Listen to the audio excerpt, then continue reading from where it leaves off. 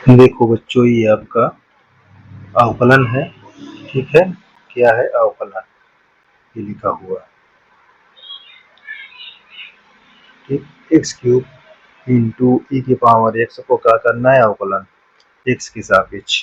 तो हम इसको फंक्शन के रूप में बना लेंगे, वाई बराबर ए एक्स क्यूब। जब भी आप गुणा में देखो, इसको फंक्शन के रूप में एफ ऑफ एक्स या वाई के रूप में बना लो, ये आपस में गुणा है। ठीक, अब यहाँ पास लिखना है एक्स के सापेक्ष, ये एक्स के सापेक्ष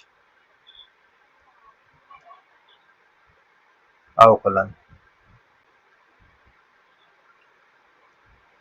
ये आपको, अच्छा, ये लेबनिज थ्योरम यानी गुणा के नियम से, ये गुणा के नियम से अवकलन। ये आपको गुणा के नियम कैसे होता है मैं करके दिखाता हूँ। यहाँ डी वाई अपान डी एक्स लिखें, एक्स के सापेक्ष हो रहा है, पहले पद को छोड़ के दूसरे पद का अवकलन करना है। ये आपका गुणा का नियम है। ये ई के पावर एक्स, अब यहाँ प्लस लगाना पड़ेगा गुणा के नियम में। अब आप सेकेंड को छोड़ देंगे, अब फर्स्ट को अवकलन करेंगे। ये एक्स की पावर 3।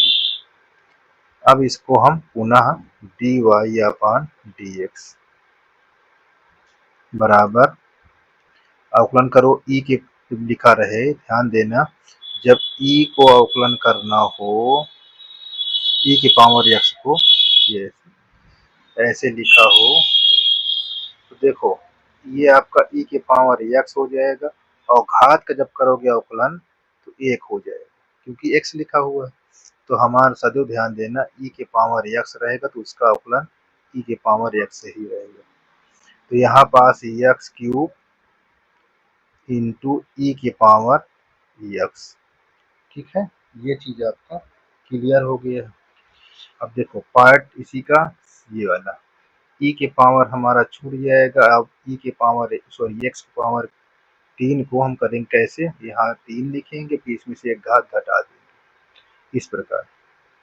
अब हम इसको सरल कर लेते हैं, पुनः लिखते हैं डी वाई अपान डी एक्स, यहाँ पास ई के पावर एक्स, ठीक, और एक्स के पावर 3 प्लस 3x स्क्वायर ई के पावर एक्स। अब देखो क्या क्या कॉमन है, कॉमन ना भी लो तो आपका आंसर हो चुका है। ठीक, अगर कॉमन लेते हो तो देखो क्या है, एक तो हमारा देखो एक्स स्क्वायर यहाँ पास है, छोटी घात, इसको ले लो, और ई के पावर एक्स।